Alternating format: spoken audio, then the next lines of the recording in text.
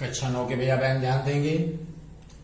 आज cone and square का part 2 में ले रहा हूं। एक्सरसाइज 19.1 है, जबकि क्वेश्चन नंबर 12, 14 और 16 है, जिसमें 16वां क्वेश्चन थोड़ा सा ट्रिकी है, ज्यादा ध्यान देना होगा। अब ध्यान दें, क्वेश्चन नंबर 12, इसमें उसने जो कहा है अनुपात त्रिज्या और त्रिज्या ऊंचाई का, उसको हम लेकर के चलेंगे। क्या किया मैंने, त्रिज्या को 4x और ऊंचाई को 7x मान लिया। वक्रपृष्ठ आपको दिया गया है 792 स्क्वायर सेंटीमीटर। अब करेंगे क्या, वक्रपृष्ठ का फार्मूला डाल दिए पाई आर एल, वैल्यू हो गई 792, वैल्यू पुटअप कीजिए पाई 22/7, आर और एल की वैल्यू यहां से पुटअप कर दी, कितना आ गया 792। अब हम मल्टीप्लाई और पक्षांतर वाले सिस्टम पर चलते हैं। यदि आप मल्टीप्लाई करेंगे तो क्या आएगा, x इंटू एक्स का x स्क्वायर आ गया इक्वल टू 792 आ गया, इंटू 7 आ गया, और अपान में 22 इंटू 4 इंटू 7 का आ गया 28। डिवाइड कर देते हैं 22 से तो बचा 36, आगे 7 और अपान में बचा 28। अब यहां 7 से हमने 28 को डिवाइड कर दिया तो क्या आ गया 4।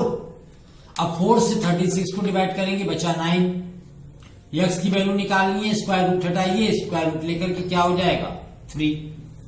x की वैल्यू आ गई, क्योंकि उसने कहा है त्रिज्या कितनी होगी, तो त्रिज्या आपने क्या मानी थी शुरू में 4x, तो x इक्वल टू क्या आ जाएगा 3, अर्थात r की वैल्यू हो गई 4 इंटू 3 इक्वल टू 12 सेंटीमीटर। यही आपका फाइनल आंसर हुआ कि त्रिज्या कितनी होगी 12 सेंटीमीटर।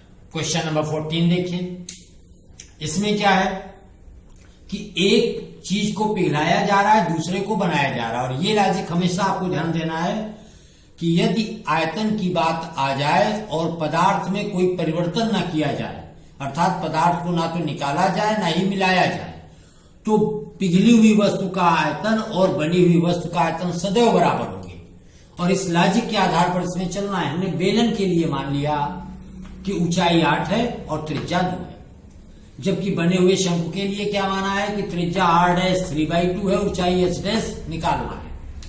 अब प्रश्नानुसार बने शंकु का आयतन बराबर पिघले बेलन का आयतन, जो भी लॉजिक मैंने कहा, क्योंकि यहां एक चीज को पिघलाकर दूसरी को बनाया जा रहा है, कोई चीज लॉस नहीं की जा रही, कोई गेन नहीं किया जा रहा है, तो ऐसे में शंकु और बेलन के आयतन आपस में बराबर होने चाहिए। फार्मूला लगाइए, शंकु के आयतन का फार्मूला 1/3 पाई r स्क्वायर h। ध्यान दीजिएगा, r स्क्वायर h की जगह r' और h' लगाना है, क्योंकि यहां सिंबल आपने r' h' माने हैं।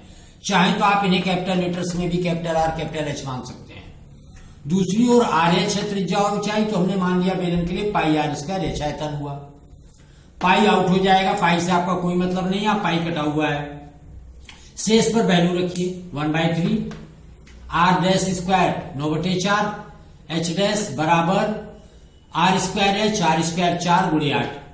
पक्षांतर करिए, h' बराबर 32 गुणे 3 गुणे 4/9। जब आप 3 से 9 को डिवाइड करेंगे तो क्या बनेगा, नीचे 3 आ गया ये वाला, और जब ये 3 आ गया तो अब क्या हो गया 32 गुणे 4/3 गुणा कर दिया 128/3, भाग दे दिया 42.67 सेंटीमीटर। यही आपका फाइनल आंसर मिल गया यहाँ पर। लेकिन यहीं पर आपका आंसर तो आ गया। अब अगले क्वेश्चन में आते हैं 16 पर। 16 को थोड़ा समझिएगा, इसमें क्या किया जा रहा है, एक ट्रायंगल को घुमा करके विषम बना है। ट्रायंगल हमने एबीसी माना है, जिसकी दोनों साइड्स 8 और 6 हैं, जबकि बिंदु बी पर हमने कोण क्या माना है 90 डिग्री माना है। यदि यहां पर 90 है तो AC का मान हम पाइथागोरस से निकाल सकते हैं, और मैंने पाइथागोरस ही लगाया है।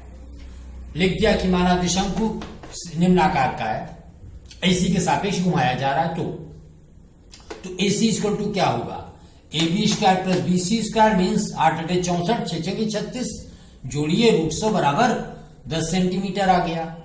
अब ध्यान दें, त्रिभुज का क्षेत्रफल क्या होता है 1/2 आधार गुणे ऊंचाई। वही फार्मूला यहां दोनों तरफ लगाया गया है। त्रिभुज ABC ही आप ले रहे हैं, तो बेस AC है तो ऊंचाई OB होगी या नहीं, बीच में O है। इसी तरह बेस AB है तो ऊंचाई BC होगी। अतः एक तरफ से हम कह सकते हैं क्षेत्रफल 1/2 AC गुणे OB, और दूसरी तरफ 1/2 AB गुणे BC। चूंकि दोनों तरफ से मान बराबर है, तो मान को हमने बराबर रख लिया।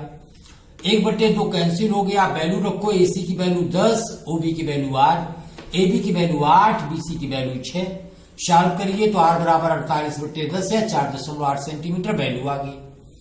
अब जब r आ गया तो अब देखिए इसका संपूर्ण पृष्ठ निकालना है। संपूर्ण पृष्ठ में जो आप देखें तो BD के सापेक्ष एक शंकु ऊपर जा रहा है और एक शंकु नीचे आ रहा है। अतः ऊपर वाले शंकु के लिए त्रिज्या r वही रहेगी लेकिन तिरछी ऊंचाई 8 होगी।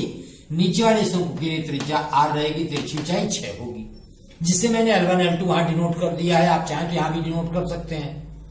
तो संपूर्ण पृष्ठ बराबर दोनों शंकुओं का कुल पृष्ठ। अब कुल वक्र जब आप ले रहे हैं तो पहले वाले के लिए पाई आर L1 और दूसरे के लिए पाई आर L2 फार्मूला हमने पुटअप किया है। टोटल लेना है, प्लस लगा दिया है। पाई आर को कॉमन लिया तो ब्रैकेट में L1 प्लस L2 हो गया। वैल्यू पुटअप कीजिए, पाई को पाई ही रहने दिया है।